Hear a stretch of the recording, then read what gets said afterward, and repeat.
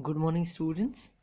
We are going to start our next chapter, natural resources. First of all, we should understand what is resource. Okay, resource are that things which fulfill our basic needs.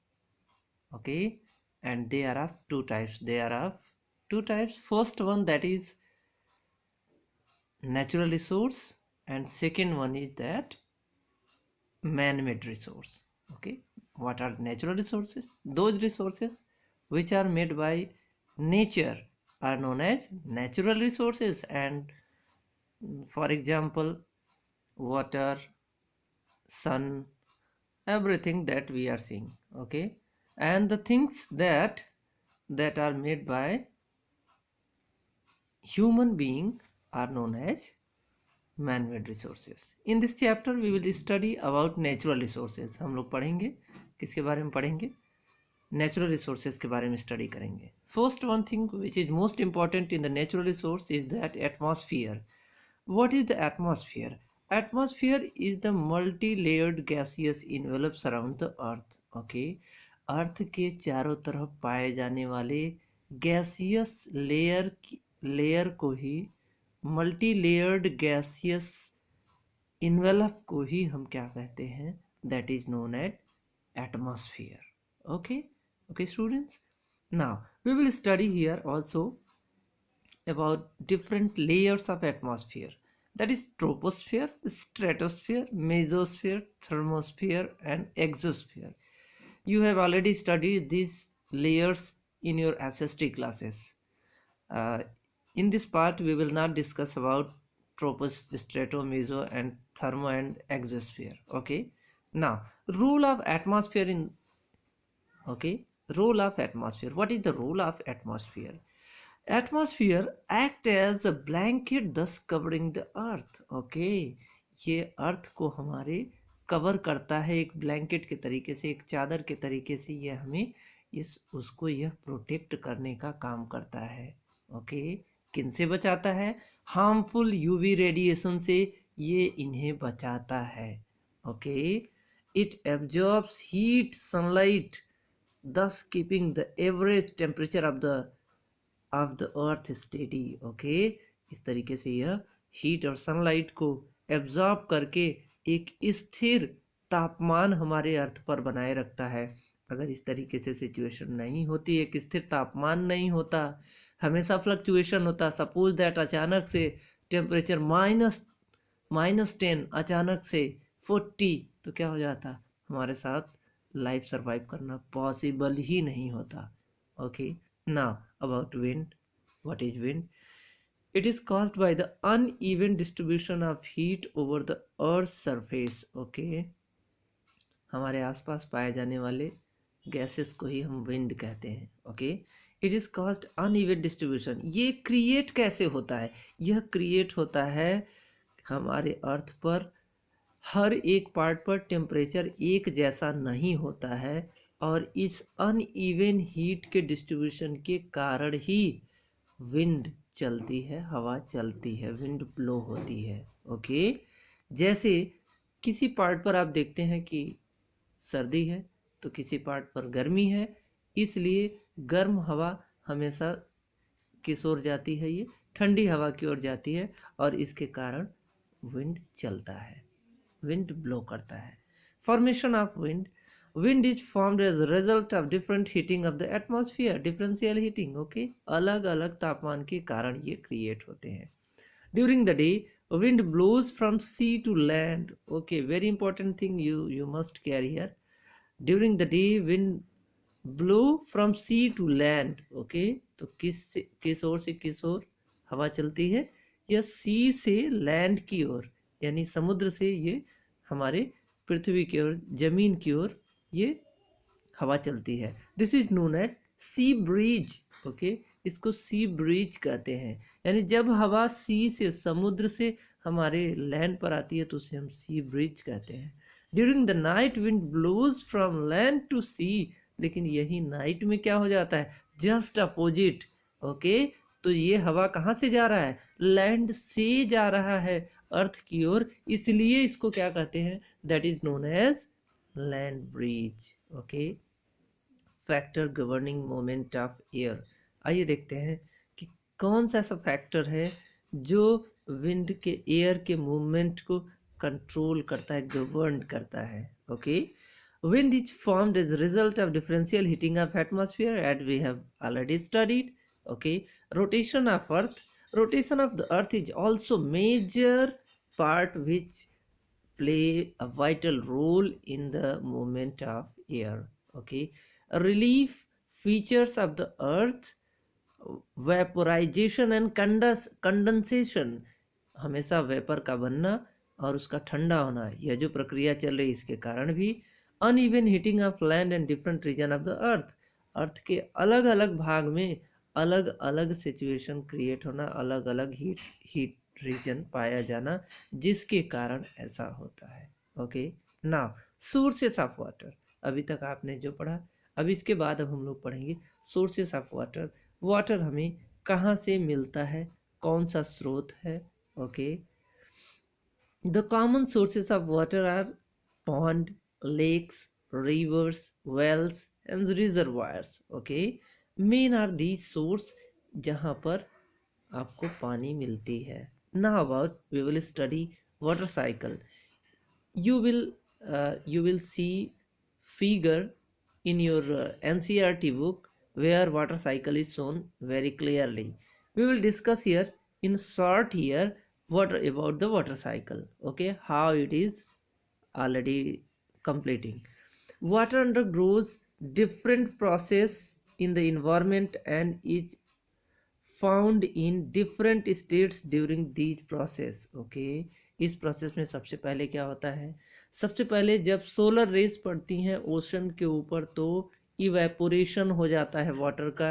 यह water ऊपर की ओर ये moisture के रूप में, ये steam के रूप में ये ऊपर की ओर उठता है। डस्ट पार्टिकल्स इसके साथ मिक्स होते हैं और डस्ट पार्टिकल्स मिक्स होने के बाद क्लाउड बन जाता है। क्लाउड बनने के बाद जब धीरे धीरे कई पार्ट जब एक साथ मिल जाते हैं, क्लाउड्स मिलते हैं, तो मिल करके एक बहुत ह्यूज क्लाउड का फॉर्मेशन हो जाता है और उसके अंदर जो वाटर होता है ये वाटर हेवी हो जाता है और हेवी होने के बाद कंडेंस प्रेसिपिटेशन की प्रक्रिया शुरू हो जाती है। और प्रेसिपिटेशन के समय ये जो छोटे छोटे जो ड्रॉपलेट्स हैं ये बड़ी बूंदों के रूप में एक साथ ये जुड़ जाते हैं और जुड़ करके क्योंकि ये हेवी हो जाने के बाद इसको अब क्लाउड इसको संभाल नहीं पाता है और ये अर्थ पर ये वाटर रेन ड्रॉप्स के रूप में गिरने लगती हैं और अगेन ये वॉश आउट होकर के कहाँ पर जाती हैं, वहीं पॉन्ड्स, लेक्स, रिवर्स और फिर वहाँ से ओशन में। इसी तरीके से एक साइकिलिंग चल रही है और इसी साइक्लिक प्रोसेस को हम क्या कहते हैं, that is known as water cycle. This cyclic process which water circulates in the environment is called the water cycle.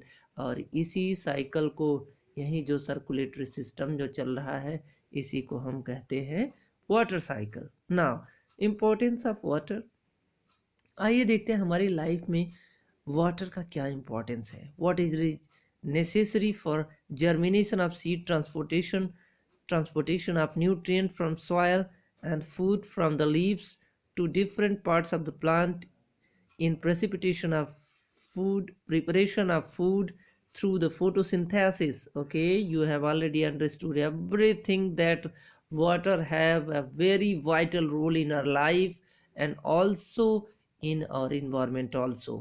Okay, aquatic animals and plants get nourishment as well as oxygen supply from water.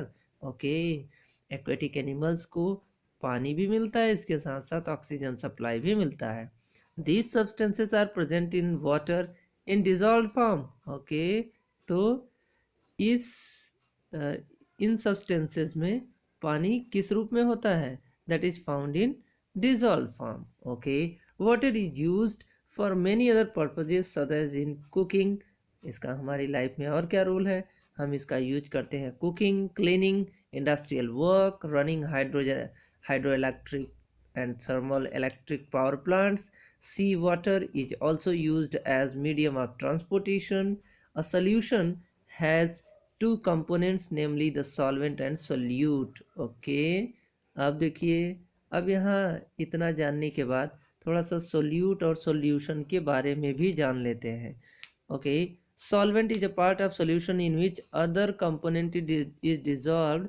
In other words, solvent is the component of mixture that is present in large amount. Okay, mixture में जो सबसे अधिक मात्रा में जो पाया जाता है वही solvent होता है। Now solute, it is a part of solution that is dissolved in solution. Okay, dissolved में जो solution that part the solution that is dissolved in solution, जो घोला गया है वह solute बोला जाता है। This is present in a lesser quantity as compared to the solvent. solvent की तुलना में इसकी मात्रा बहुत कम होती है। Also more than a solute can be present in a solution. Okay students, actually ये part आपकी केमिस्ट्री का है, इसमें दे दिया है इसलिए मैंने इसको डिटेल कर दिया। Now preparation of solution, that is also a part of your just we can say part of chemistry. Now we will study here uses of water, that is very important for us. Water is used for many purposes like drinking, washing clothes, utensils, generating electricity, bathing, irrigation etc. आप देखें तो हमारी life में water का बहुत ही vital role है। हमारी आँख जब से खुलती है, जब से हमारा नींद खुलता है, जब तक हम सो नहीं जाते, हर एक समय हर एक स्टेप पर वाटर की हमको ज़रूरत पड़ती है।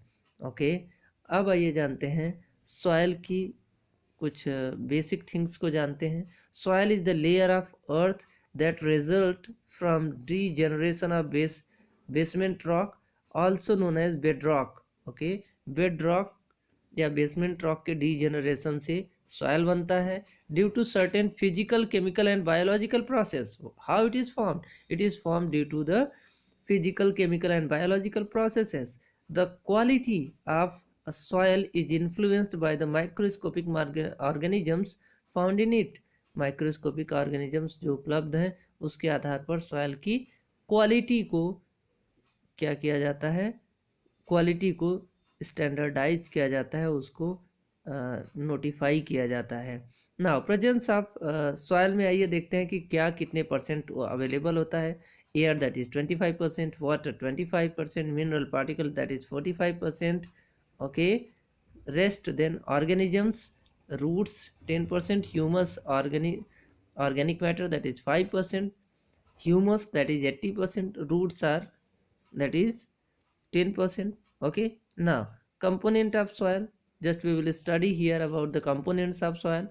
Small particles of rocks, humus, microscopic life and nutrients. Okay, तो इसमें क्या क्या पाए जाते हैं, छोटे छोटे चट्टानें होती हैं, ह्यूमस होता है और इसके साथ साथ इसमें डिफरेंट टाइप के माइक्रो ऑर्गेनिजम्स भी उपलब्ध होते हैं। इसके साथ साथ इसमें न्यूट्रिएंट्स भी अवेलेबल होते हैं। Factors influencing the formation of soil, soil के फॉर्मेशन को कौन कौन से फैक्टर्स ऐसे हैं जो अफेक्ट करते हैं। That is medium of crop production, great integer. Okay, we will study here. Okay, there is no need to study about this part, very important, that is soil erosion. Okay, इसको पढ़ना ज़्यादा ज़रूरी है क्योंकि ये आपके एग्जाम में अक्सर ऐसे क्वेश्चंस आते हैं। Okay, what is soil erosion? The removal of the top layer of the soil which is very important for the growth of plant is known as soil erosion. Okay, soil की जो सबसे top layer होती है उसका removal हो जाना through the wind और you can say through water. Okay, इस तरीके से उसका रिमूवल हो जाने की प्रक्रिया को ही हम क्या कहते हैं, soil erosion. That is very that is not so good for our earth. अगर ये टॉप लेयर इस तरीके से वेस्ट होती रही तो आने वाले समय में हम अच्छी तरीके से कोई भी क्रॉप जनरेट नहीं, क्रॉप प्रोडक्शन नहीं कर पाएंगे। सो सॉयल को सॉयल इरोजन को रोकना बहुत ही ज़रूरी है, और रोकने के लिए हमें प्लांटिंग करनी होगी। प्लांटिंग के साथ साथ हमको डिफरेंट मिक्स क्रॉपिंग और सिस्टम को अप्लाई करना होगा। Okay, that is very important for our mother earth. Now, soil pollution. What is the soil pollution? The introduction of substances like toxic compounds, chemicals, salts, radioactive material in the soil is called as soil pollution. Okay, just we can say also define it like that. uh, the the change in the change in physical, chemical and biological characteristics of soil is known as soil pollution. Now, prevention of soil erosion, इसको हम कैसे prevent कर सकते हैं? Prevent material, parent material, climate, okay, topography, organisms, time, afforestation. देखिए, soil erosion को रोकना है तो इसमें एक दो पार्ट बहुत ही इंपॉर्टेंट है, दैट इज एफॉरेस्टेशन। ओके, जहाँ पर प्लांट कट गए हैं वहाँ फिर से प्लांट लगाना। फिर ऑर्गेनिजम्स, जैसे अगर डिफरेंट टाइप के एनिमल्स की, जैसे ग्रेजिंग एनिमल्स हैं, उनकी अनियंत्रित ग्रेजिंग को हमें रोकना होगा। ओके, क्लाइमेटिक कंडीशन जो हमारे हाथ में होता नहीं है, हम उससे रोक नहीं पाएंगे ना। टेरिस फार्मिंग ये क्या होता है? ऐसी खेती कहाँ पर की जाती है? ऐसे प्लेसेस पे जहाँ पर किस टाइप का जगह होता है? जस्ट हिल स्टेशन पर टेरेस फार्मिंग की जाती है, जहाँ पर सीढ़ीदार नुमा खेती की जाती है, सीढ़ी के तरीके से बनाते हैं और उसी पर प्लांट को ग्रो करा लेते हैं। Okay, proper irrigation techniques, yes, irrigation technique भी हमें फॉलो करना होगा। हमको अगर हम इरिगेशन टेक्निक को, अगर स्लो वाटर जाएगा तो सॉइल इरोजन के चांसेस मिनिमम होंगे, अगर फास्ट वाटर जाएगा तो मैक्सिमम आपकी जो टॉप लेयर है वो कोरोड हो सकती है ना। Construction of proper embankments, okay, rivers के चारों तरफ बैंक, जो रिवर बैंक हैं, उनको सही ढंग से हमें कंस्ट्रक्ट करना होगा, उसको पक्का बनाना होगा, ताकि ये हो सके कि जो भी रिवर्स के थ्रू जो उसके एजेस हैं, किनारे हैं, जो टूट कर मिट्टी अंदर आ जाती है, उसको हमें बचाना होगा ना। We will study here about air pollution. Okay, what is air pollution? Okay, change in the change in air, okay, change in physical, chemical and biological characteristics of air is known as air pollution. A change in quality of air brought about the addition of harmful substances either by humans or environmental processes is termed as air pollution. हम ये कह सकते हैं कि air की physical, chemical और biological characteristics में changing को ही हम कह सकते हैं air pollution. Okay, now important sources of air pollution are burning of fossil fuels, burning of wood, automobile exhaust combustion, and refrigerators such as freon and aerosol spray. Okay, air pollution होने के जो main स्रोत हैं, जिसमें fossil fuel सबसे vital role play करता है। Fossil fuels क्या होते हैं? फॉसिल फ्यूल्स के थ्रू डिफरेंट टाइप की,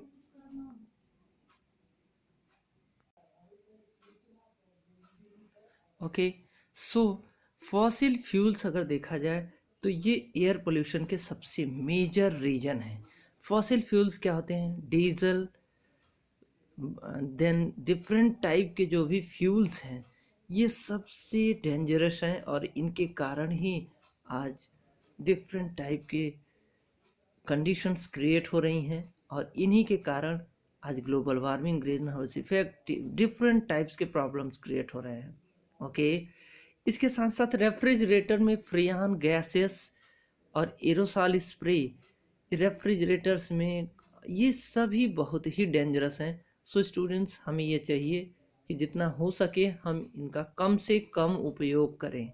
ना about water pollution. Okay, what is water pollution? We will study here. A change in quality of water brought about by the addition of harmful substances by humans is termed as water pollution. Okay, humans के द्वारा water की physical chemical and biological property change होने की प्रक्रिया को ही हम water pollution कहते हैं.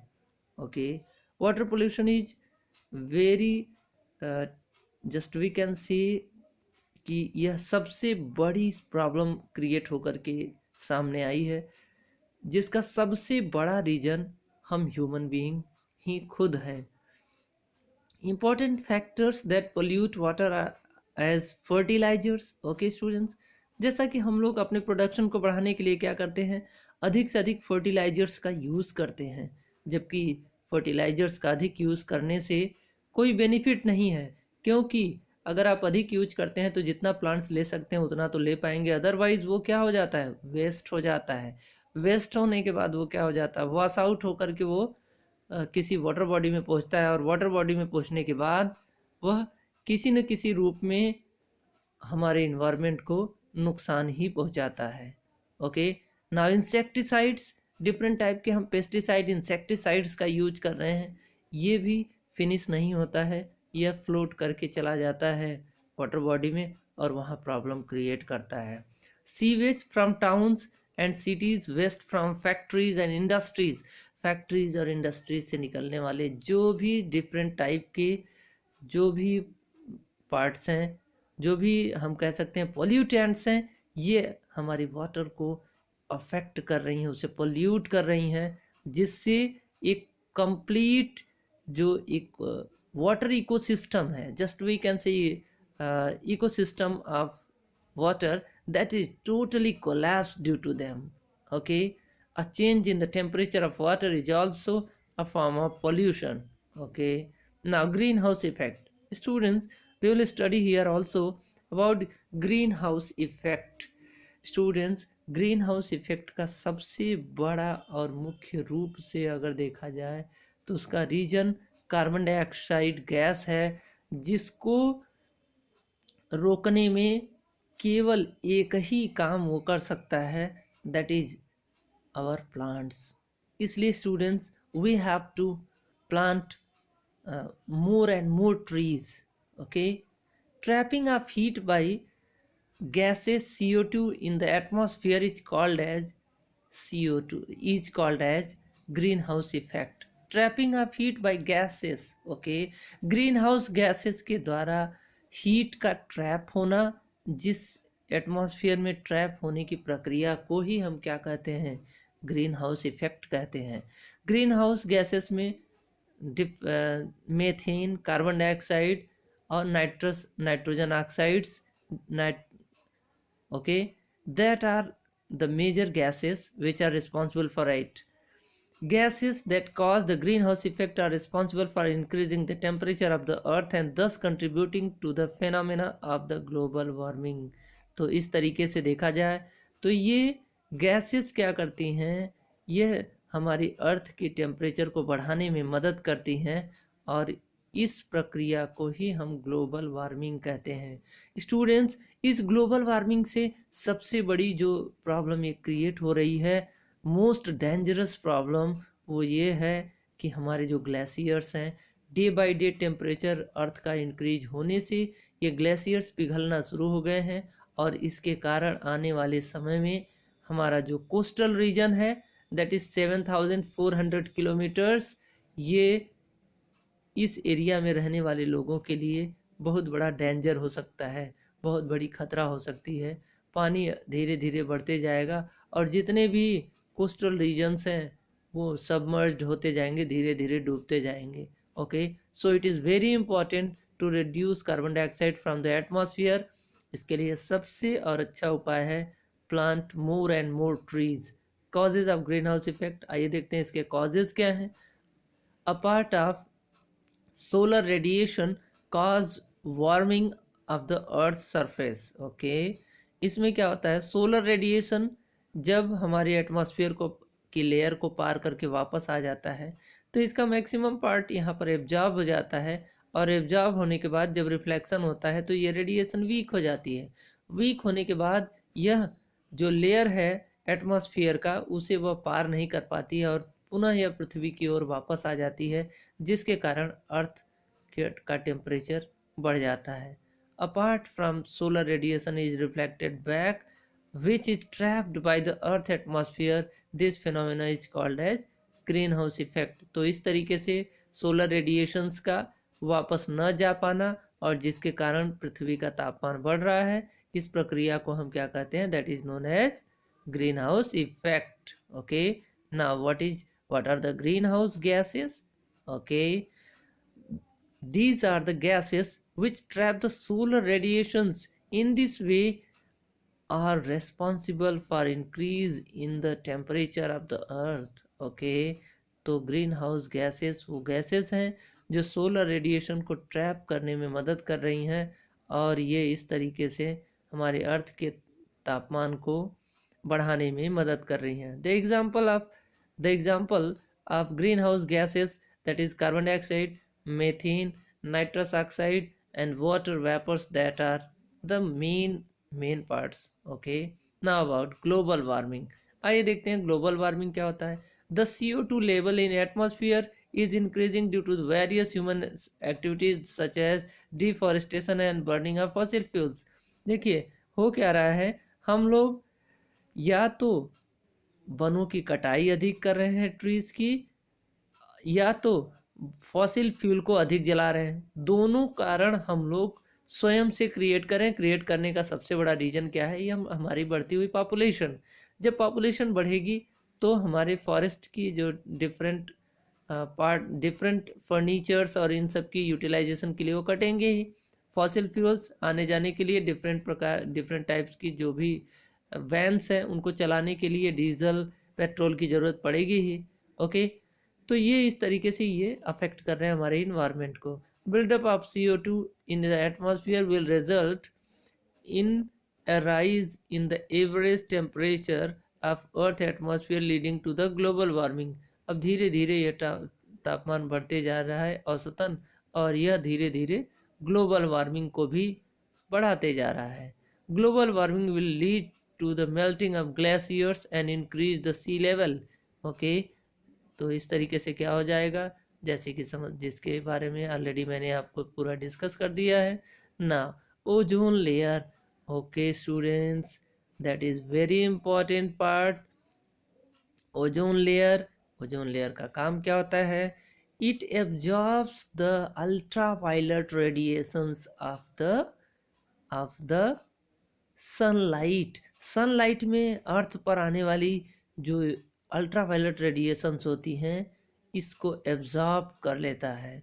The ozone is the form of oxygen and is more stable then the 2 atom of oxygen. यानी ऑक्सीजन की तुलना में यह अधिक स्टेबल होता है। The ozone layer protects and prevents the ultraviolet radiations from reaching the earth surface. Okay, और ये क्या करता है, अल्ट्रावायलेट रेज को अर्थ तक पहुंचने में रोकता है। इस तरीके से ओजोन लेयर को अम्ब्रेला ऑफ द अर्थ भी बोला जाता है।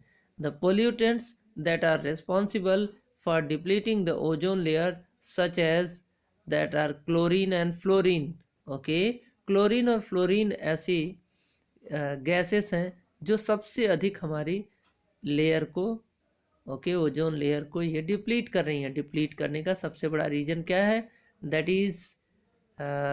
Is just we can say refrigerators, air conditioners, ये सभी जो इनसे जो निकलने वाली गैसेस हैं डिफरेंट, ये ओजोन लेयर को डिप्लीट करने में मदद करती हैं। As a result of ozone layer depletion a hole has formed in the ozone layer over Antarctica, okay, and its size has been steadily increasing over the years. okay, तो Antarctica पर ozone layer का ozone hole देखने को मिला है जो धीरे धीरे बढ़ते जा रहा है।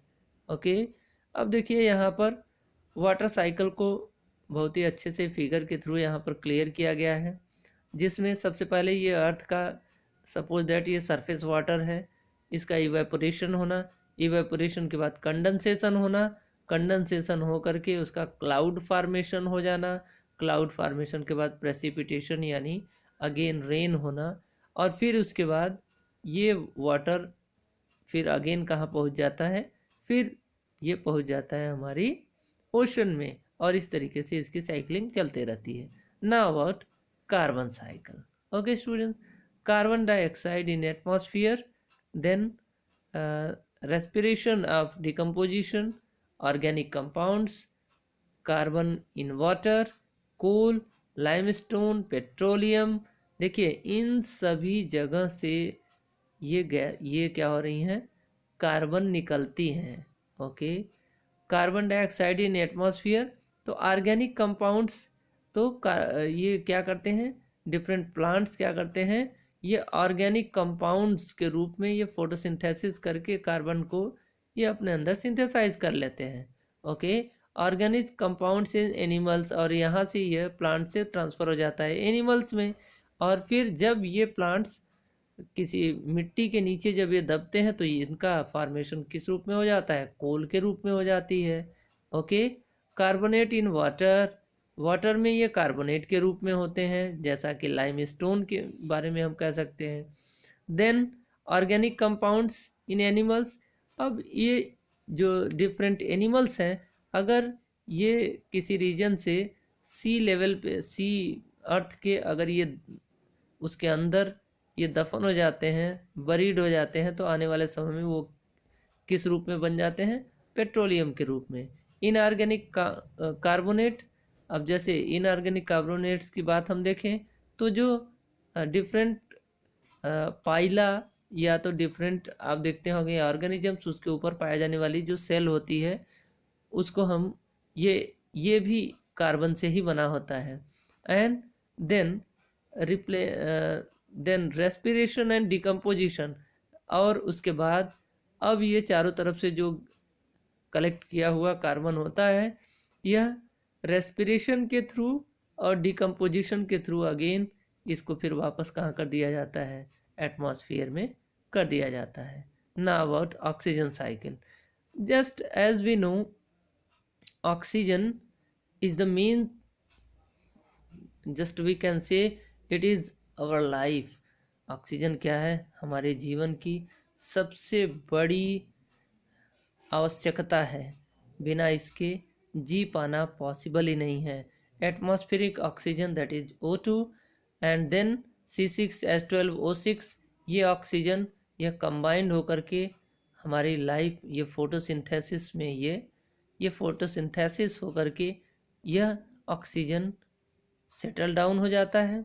Then after oxygen, after just we can say in cellular respiration, this oxygen is break down and it releases carbon dioxide and H2O. Okay, then this CO2 and H2O is used in photosynthesis, and again the organic molecule C6H12 is formed and the oxygen is released. Okay, now last part that is our nitrogen cycle. तो आइए हम लोग यहाँ पर nitrogen cycle के बारे में देखते हैं। नाइट्रोजन साइकिल क्या होता है, यह किस तरीके से नाइट्रोजन साइकिल चल रहा है। स्टूडेंट्स, अगर हम देखें तो ऑक्सीजन का परसेंटेज हमारे इन्वायरमेंट में दैट इज 21%। ओके, 21% ऑक्सीजन पाया जाता है, और कार्बन डाइऑक्साइड की मात्रा ये पॉइंट में होती है, और इसके साथ साथ अगर हम देखें नाइट्रोजन की मात्रा, तो इसकी मात्रा दैट इज 78%। ओके, तो 78 + 21 अगर हम करते हैं तो दैट इज योर 99%, और 1% के अंदर सभी डिफरेंट गैसेस आती हैं। ओके, ना किस तरीके से नाइट्रोजन साइकिल चल रही है, आइए हम इसको जानते हैं। स्टूडेंट्स, एक बात को आप अच्छी तरीके से समझ लीजिए, ये जो एटमॉस्फेरिक नाइट्रोजन होती है, ये डायरेक्टली कभी भी प्लांट्स इसे यूटिलाइज नहीं कर सकते हैं, इसलिए यह प्लांट्स के द्वारा ही इसको फिक्सेशन किया जाता है। ओके, प्लांट्स, सपोज दैट आप लेग्यूमिनस प्लांट्स को जानते होंगे। लेग्यूमिनस प्लांट्स ये क्या करते हैं, ये नाइट्रोजन को नाइट्रेट्स के रूप में फिक्स करके मिट्टी में ये उपलब्ध करा देते हैं और इसको वाटर में ये डिज़ोल्व हो जाता है आसानी से और फिर प्लांट इसे अगेन ये रिसीव कर लेते हैं। तो इस तरीके से देखा जाए तो डिफरेंट कुछ ऐसी बैक्टीरिया हैं जो कि नाइट्रोजन फिक्सेशन में एजोटोबैक्टर, ओके, ये सभी मदद करती हैं। लेकिन कुछ ऐसी बैक्टीरिया हैं जो डीनाइट्रिफिकेंट्स होती हैं, मतलब ये इस फिक्स्ड नाइट्रोजन को ये नाइट्रेट्स के रूप में, नाइट्रेट्स को नाइट्रोजन के रूप में ब्रेक कर देती हैं और इस तरीके से यह अगेन वापस हो जाता है, कहाँ चला जाता है, एटमॉस्फेयर में। तो इस तरीके से एक रिपीटेड साइकिल चल रही है। ओके, जैसा कि अब आप देखिए यहाँ पर दिखाया गया है, bacteria turn compounds of nitrogen into gaseous nitrogen. Okay, तो पहले यहाँ पर हम लोग देख लेते हैं compound of nitrogen in the soil. Soil में जो नाइट्रोजन के डिफरेंट कंपाउंड्स हैं, ये प्लांट द्वारा इसे लिया जाता है। प्लांट इसकी मदद से फोटोसिंथेसिस के थ्रू, फोटोसिंथेसिस के बाद वो प्रोटीन बना लेता है। अब प्रोटीन बनाने के बाद ह्यूमंस जब इसे खाते हैं तो ये इनकी बॉडी में चले जाते हैं। Again nitrogenous waste from excretion and death. Okay, death के बाद या तो उनकी एक्सक्रीटा से, एनिमल एक्सक्रीटा से अगेन ये कंपाउंड, नाइट्रोजिनस कंपाउंड सॉइल में आ जाते हैं और इस तरीके से एक साइकिलिंग चलते रहती है। ओके, अब ये जो नाइट्रोजिनस कंपाउंड और नाइट्रोजनस जो सॉइल में है, ये बैक्टीरिया के द्वारा ये अगेन इसको नाइट्रेट को नाइट्रोजन में बदल दिया जाता है और यह एटमॉस्फेयर में चला जाता है। तो इस तरीके से देखा जाए तो एक साइकिलिंग, एक सिस्टम चल रहा है और इस तरीके से नाइट्रोजन साइकिल कंप्लीट होती है। ओके, और हमेशा ये चलते रहता है, इसलिए नाइट्रोजन का की जो मात्रा है ये इक्वल इम्बैलेंस नहीं है, ये बैलेंस्ड वे में रहती है। कभी 78% से न कम होती है न अधिक होती है। ये इस तरीके से सिस्टम चलता है। Okay students, that is all about your this chapter. Thank you, bye bye.